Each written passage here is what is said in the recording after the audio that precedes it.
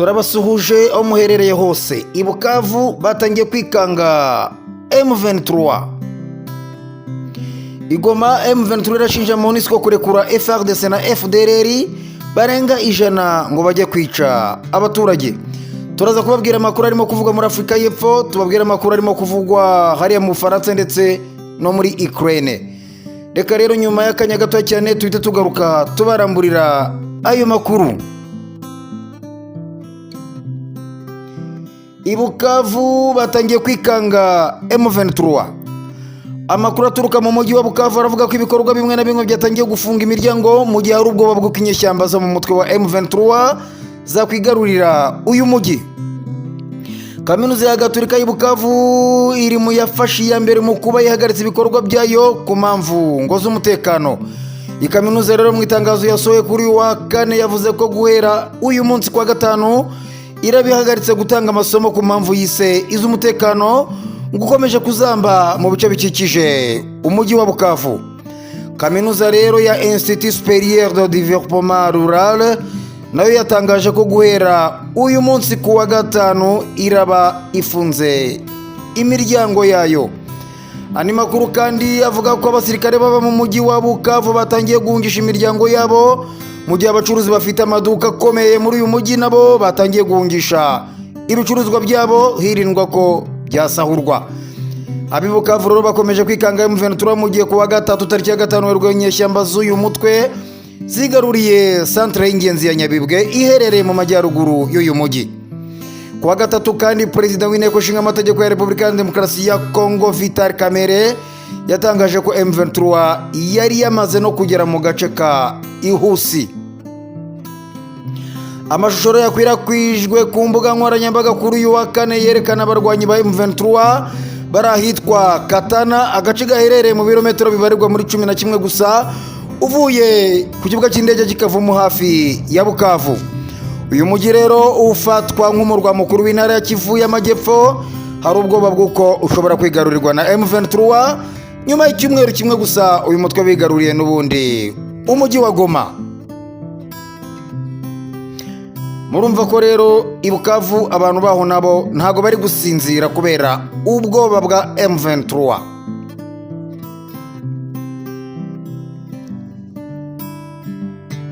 Reka rero kandi muri amakuru tubabwire ko M23 irimo gushinja MONUSCO kurekura FARDC na FDLR barenga 100 ngo bajye kwica abaturage. Umutwe rero wa M23 urashinja ingabo z'umuryango w'abibumbye ziri mu butumwa bwo kugarura amahoro muri RDC MONUSCO kurekura abasirikare bo mu ngabo za leta ya kiriya gihugu n'abarwanyi ba FDLR bafite intwaro kugira ngo bajye kwica abaturage bo mu mujyi wa Goma. Byatangajwe n'umuvugizi wa M23 Lawrence Kanyuka mu itangazo yasohoye ku wa kane tariki ya 6 Mutarama uyu mwaka 2025. Kanyuka rero yavuze ko mu bo MONUSCO yarekuye M23 yashoboye gufatamo 5 bari bafite imbunda na za grenade. Ati turamagana twivuye inyuma ibikorwa by'ubugizi bwa nabi bya MONUSCO igoma aho yarekuye abarwanyi barenga 100 ba FARDC na FDLR bafite intwaro ngo bajye kwica abaturage mu mujyi wa Goma. Twafashe rero 5 muri bo harimo FARDC 3 na FDLR 2 bafite imbunda 4 ndetse na grenade 3. M23 yongeye gushimangira ko izakomeza kurinda ubuzima bw'abaturage, yungamo ariko ko idashobora kwihanganira ibikorwa nk'ibi binyuranyije n'intego yayo. Uyu mutwe rero mu itangazo ryo kuwa kane kandi washinje igisirikare cya leta ya Kongo gukoresha indege y'intambara yo mu bwoko bwa Sukhoi mu kumisha ibisasu mu duce dutuwemo n'abaturage maze ngo bikica abantu 4 bahitwa Nyabibwe barimo n'umwana ngo w'uruhinja. Aka gace rero ka Nyabibwe ko muri teritwari ya Karehe muri Kivu y'Amajyepfo M23 yakigaruriye ku wa gatatu w'iki cyumweru nyuma yo kwirukanamo ihuriro ry'ingabo za leta ya Kinshasa. Murumva rero ko ari ibintu bitoroshye cyane aho bari kurega ingabo za MONUSCO zawoni ko zarekuye bamwe mu basirikare ba FARDC ndetse na FDLR bagera ku 100 mu bari bayihungiyeho kandi yari yamaje kubaka intwaro, ariko M23 kavuga ko yongeye gufata intwaro yongera kuzibasubiza ngo kugira ngo bajye guhungabanya umutekano w'abaturage muri Goma.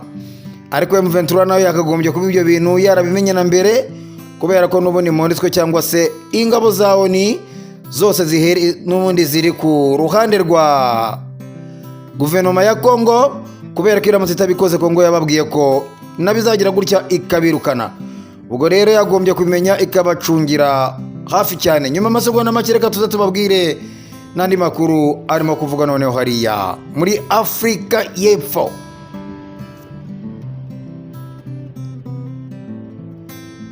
Kera kabaye imirambo y'abasirikare biciwe mu mirwano itegerejwe muri Afurika y'Epfo kuri uyu wa gatanu.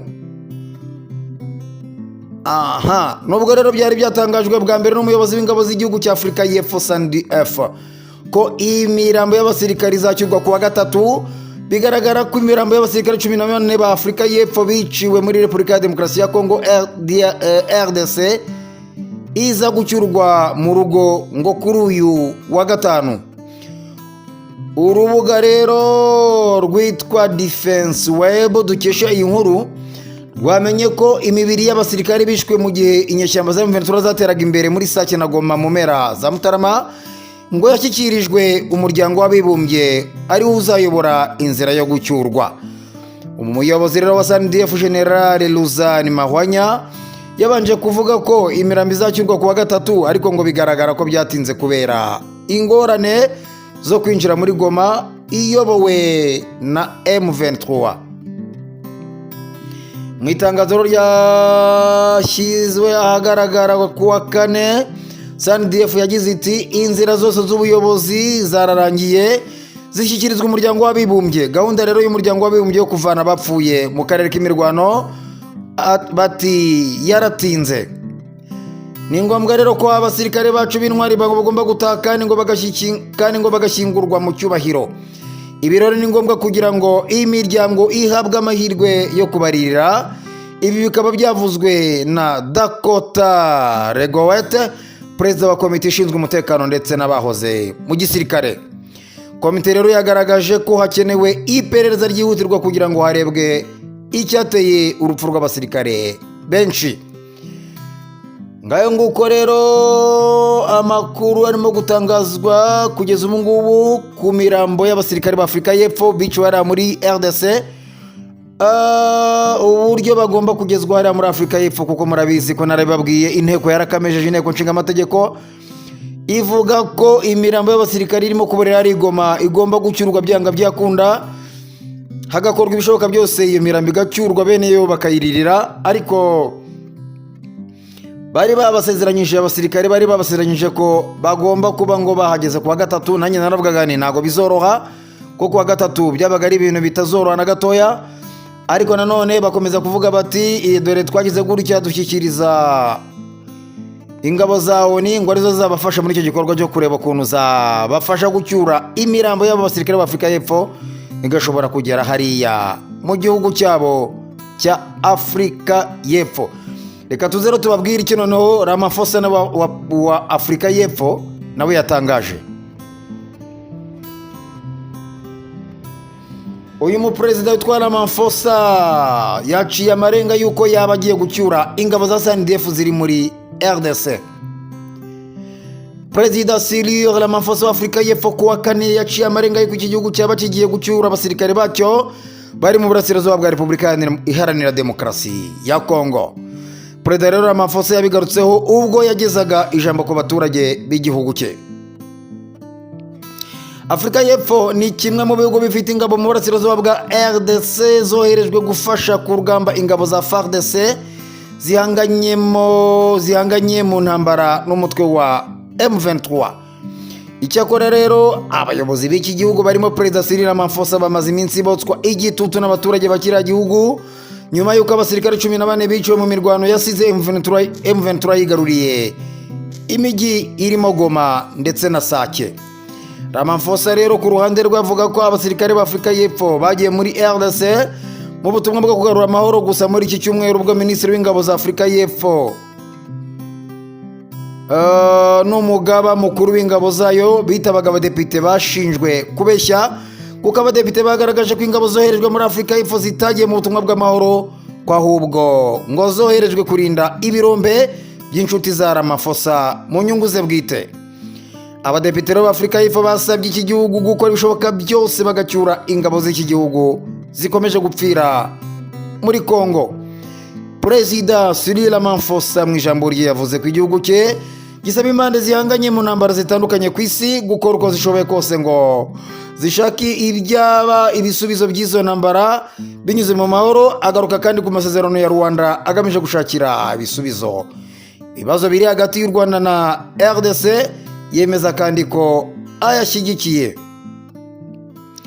Ati muri ibyo biganiro harimo no kubaha ibya Rwanda. Ati tuzitabira kandi inama izahuza SADC na EAC iteganyijwe kubera muri Tanzania mu mpera z'iki cyumweru. Ati tuzagaragaza ko hakeneye guhagarika imirwano ndetse no gusubukura ibiganiro bigamije gushaka igisubizo cy'intambara. Uyu rero yaciye amarenga yuko SANDF cyangwa se ingabo za Afurika y'Epfo yabigiye gucyura ingabo zayo. Ati tuzakora ibishoboka byose kugira ngo abasore bacu, abasirikare bacu bagaruke mu rugo. Afurika y'Epfo rero yaciye amarenga yuko igiye gucyura ingabo zayo nyuma ya Malawi iheruka kwemeza ko yatangiye gutegura uko abasirikare bayo bari muri RDC bataha. Malawi kandi iheruka gutangaza ko yatakarije abasirikare 3 mu mirwano y'Igoma ndetse na Sake. Amakuru kandi akavuga ko na Tanzania yabiri gutegura iyo gahunda nyuma yo gupfusha abasirikare 2 abandi 4 bagakomereka. Ariko rero abatari batangaza ko bagomba gucyura abasirikare babo ni igihugu cy'u Burundi, na cyane ko nahoze mbona kuri Twitter hari abarimo kubishongoraho cyane bavuga ngo bo nta basirikare bafite hariya mu Burundi, ngo icyo bafite yo ni imirambo gusa, ngo kuko nta basirikare bafite kuko ngo aba bari bohereje bose ngo barapfuye. M23 ngo yarabarashira bica, ngo icyo bafite rero ni imirambo ngo sa basirikare, ngo niyo mpamvu bo ngo batigeze batangaza ko bazacyura abasirikare babo.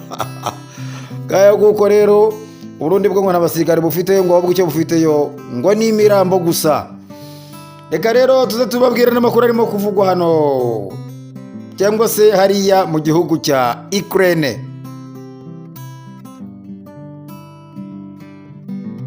Ukraine rero yakiriye inkunga nshya y'indege z'indwanyi y'Ubufaransa ndetse n'Ubuholandi. Perezida Zelensky avuga ko itsinda rya mbere ry'indege z'intambara z'Abafaransa zo mu bwoko bwa Mirage ryageze muri Ukraine. Indege z'Abafaransa ngo zahinduwe kugira ngo zihuze n'imiterere y'intambara muri Ukraine no hejuru yayo. Kuri uyu wa kane tariki ya 6 Gashyantare 2025, Perezida Volodymyr Zelensky yemeje ko ingabo zirwanira mu kirere za Ukraine zabonye indege za Mirage 2000-5 na F-16 zavuye mu Buholandi. Ku mbuga rero nkoranyambaga Zelensky yanditse ati indege za Ukraine zikomeje kwiyongera. Indege rero za Mirage zitwa 2000-5 za mbere zaturutse mu Faransa zahageze ziyongera ku bushobozi bwacu bwo kwirinda mu kirere. Perezida Zelensky ati ndashimira Perezida w'Ubufaransa Emmanuel Macron ku buyobozi bwe n'inkunga ye yaduhaye. Perezida w'Ubufaransa akomeza ijambo rye kandi ati turashimira. Iyi rero ni indi ntambwe cyane yo gushimangira umutekano wa Ukraine. Minisitiri w'ingabo w'Ubufaransa Sébastien Lecornu nawe yemeje itangwa ry'indege z'indwanyi za Mirage, agira ati ziyobowe n'abapilote ba Ukraine bamaze amezi menshi bitoreza mu Bufaransa, ubu bazagira uruhare mu kurinda ikirere cya Ukraine. Perezida Macron yari yasezeranije guha Ukraine indege za Mirage muri Kamena mu mwaka wa 2024, ariko yaba Zelensky cyangwa se Lecornu ntabwo bagaragaje umubare w'indege Ukraine yakiriye. Ariko muri raporo ingengo y'imari y'abadepite y'Ubufaransa yashyizwe ahagaragara umwaka ushize, igisirikare cyo mu kirere cy'Ubufaransa cyateganyaga kohereza muri Ukraine indege 6 muri 26 za Mirage 2000-5. Imibare ikaba itaremezwa cyangwa ngo ihakanwe na Minisiteri y'Ingabo y'Ubufaransa kubera impamvu z'umutekano. Murumva ko rero Ukraine yo iri kugenda ibona inkunga z'indege mu gihe kandi Trump nawe arajwe inshinga no kugira ngo yumvikanishe ibihugu byombi kugira ngo bishobore guhagarika intambara birimo yabo Burusiya ndetse na Ukraine. Muri aya makuru rero kandi reka tusoze tubabwira ko igihugu cya Israel cyo cyabwiye ingabo zacyo ziri hariya mu rugamba n'ingabo za Hamas, nubwo ubu ngubu ari agahenge, zabwiye igihugu cyabwiye ingabo za Israel ko niba hari abanyepalestine bashaka kwigendera ngo bakava hariya, zisaba abasirikare baza ko bagomba kureka abaturage ngo bakigendera bakajya aho bashaka kujya, cyane ko Leta Zunze Ubumwe za Amerika zamaje gutangaza ko ngo zishaka gufata buriya butaka ngo hanyuma ngo zikabugira riviera, ngo hanyuma ngo abaturage baho bahatuye hariya ngo zikabafata zikabimura ngo bakabashakira ahandi bajya gutuzwa, ngo yaba mu Misiri ndetse n'ahandi, ngo hanyuma hariya rwose ibyo kuba igihugu ngo bikarangira. Ariko ibihugu byakomeje kubyamagana, nubwo kubyamagana tutazi niba aricyo bizatanga. Reka turebe ibizakurikiraho. Reka rero tubashimire mwebwe mwese mwari mudukurikiye. Imana ikomeze ivange mu byanyu, mukomeze mugire umunsi mwiza kandi muhaye muronke. Nge Emmanuel Nshimiyimana.